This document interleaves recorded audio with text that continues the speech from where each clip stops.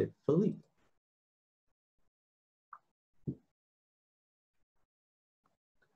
Philippe, your line is live.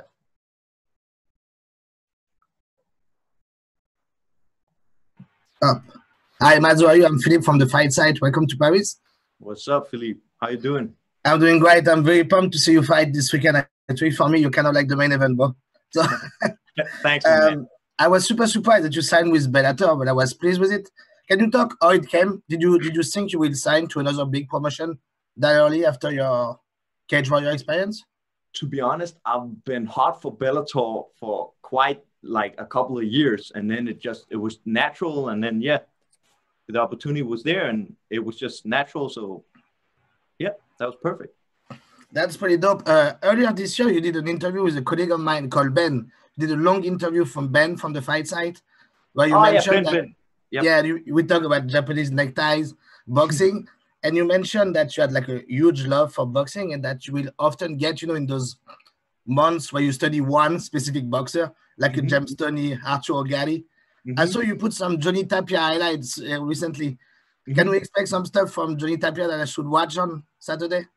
Not necessarily. Like that fight, I just really, really liked because they really went for it, like Paulie Ayala and Johnny Tapia, and it's just like throwback, nice fight, two great fighters duking it out. So that was really just for like the entertaining part.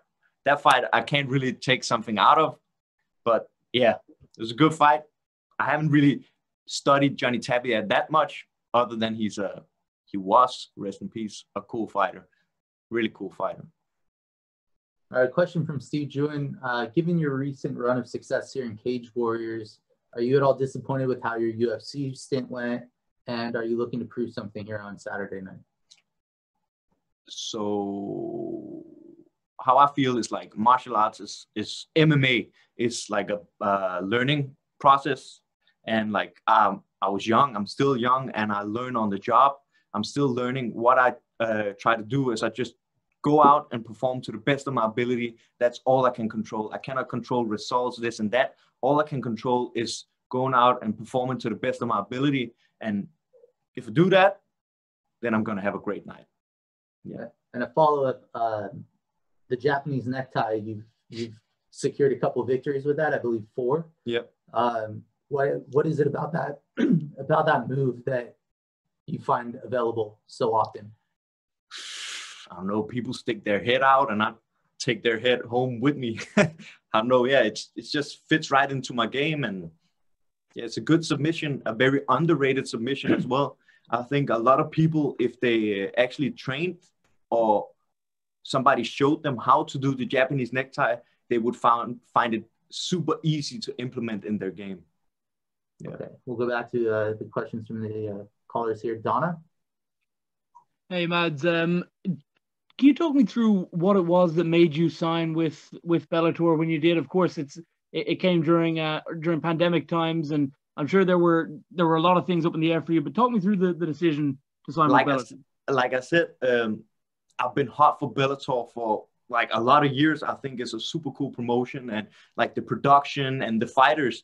And it's not even something I say because I'm signed with Bellator, but I always had my eyes on like Douglas Lima and like the Pitbull brothers, Michael Chandler, all those guys. And I was like, yeah, man, it feels like the right thing, and it's natural. So it just feels like the right move to do. And here I am. The COVID situation has, of course, slowed down everything in MMA, but particularly the Bellator featherweight division is now even more in limbo. There's even longer to wait for the big fights. Of course, the champion is locked up for theoretically 3 fights now. If he beats Pedro Carvalho, he's got another potential 2. What exactly is your goal right now for what you plan on accomplishing in the promotion? My goal right now is on Saturday, the 10th of October. I just take one fight at a time, go out and perform, and keep performing. When I keep performing, it's logic where I'm going to end up. But right now, I just have one fight at a time, go in there, perform, and that's it. Perhaps it's not a fair question because the situations are so different now. Obviously, during this period of time with COVID, the way that things are operating are different. But what are the big differences that you've noticed between being involved with the UFC and now your first fight week involved with Bellator? Like it's super professional. Like it's super professional, both promotions. So yeah, people are nice here. Like in general, people are nice, but it's like two super professional promotions where everything is lined up and ready, and you show up on time. And yeah, I don't know what to say, to be honest. Thank you. Okay, let's go to Jay. Hey, thanks very much. Jay. Thanks very much. And Mads, first of all, I just want you to talk to us about this matchup a little, because I know Darko's not the best known guy, but he is coming off a couple of wins here. Mm-hmm. Where do you see him as posing a threat? I think he's pretty good everywhere, to be honest. He's a solid mixed martial artist. Yeah, he's a good fighter, pretty good standing, pretty good on the ground. But yeah, I just go in there and do me, and should be all good. And I know a lot of people have been asking you about coming to Bellator and some of the reasoning behind it. How important has the inroads that Bellator has made in Europe been in your decision? Because they've really invested heavily in the European scene, with the European series, going to Paris for the first time, and obviously now today the BBC deal. Like, I think, to be honest, it's a very good match. Like, Bellator is going big in Europe, and I'm a pretty big name in Europe, so it's a great match. And yeah, hope that answers your question. It does, man. Best of luck this weekend. Thank you. All right, we'll go to Ben Allen, followed by Lenny March. Yep. Mads, how you doing, mate? Hey, how you doing? I'm good. So last time we saw you in the cage, you put an incredible performance over Steve Aimable, showed off some incredibly crisp boxing for a guy who's sort of been known for his Japanese neckties. Yes. So are you starting to fall in love with your hands, or has that always been part of your game that you've just never really got the chance to show off in the actual cage? It has always been a part of my game. It's just a lot of times I've been able to take people down pretty easily and submit them. And why go in there and make a brawl when you can go home early and have a nice day with your family?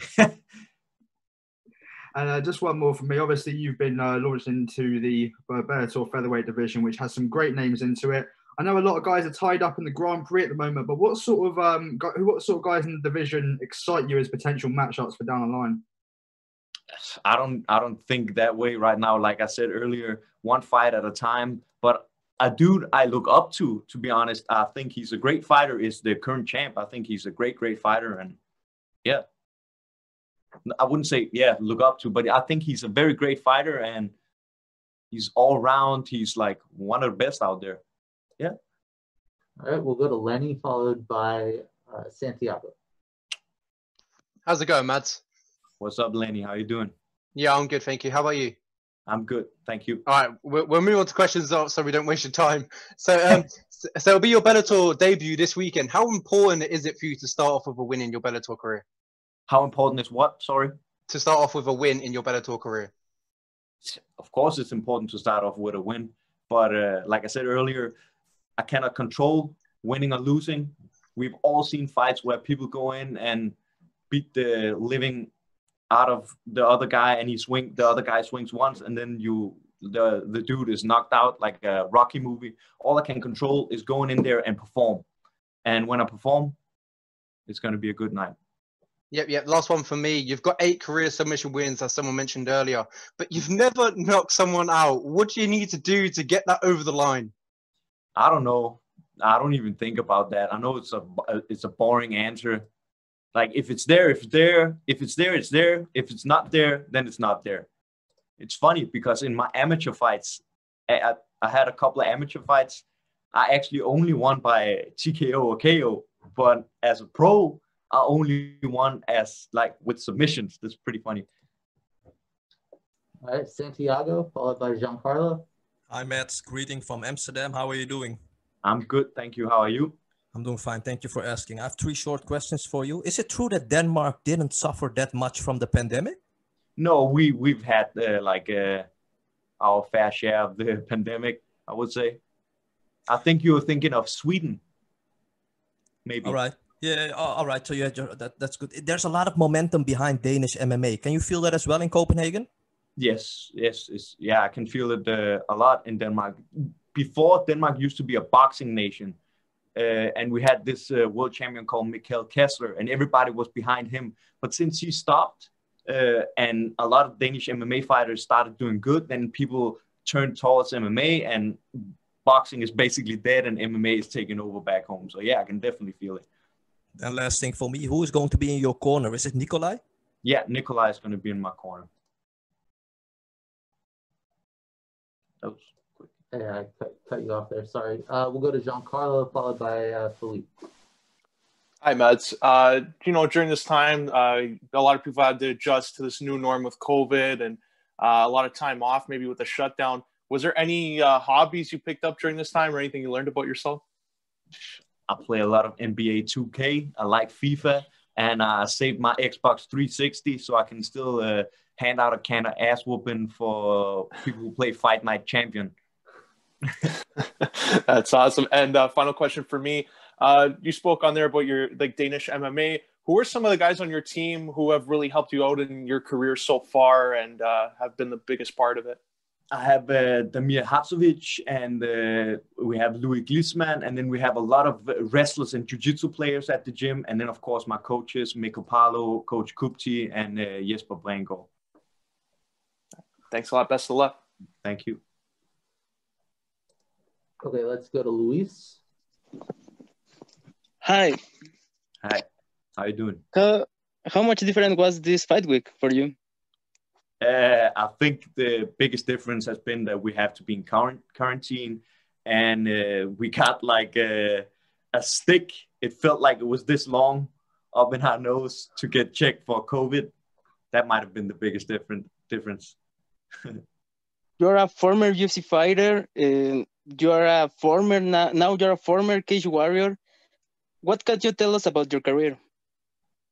What can I tell about my career? Like, I'm young, I'm coming. I'm hungry.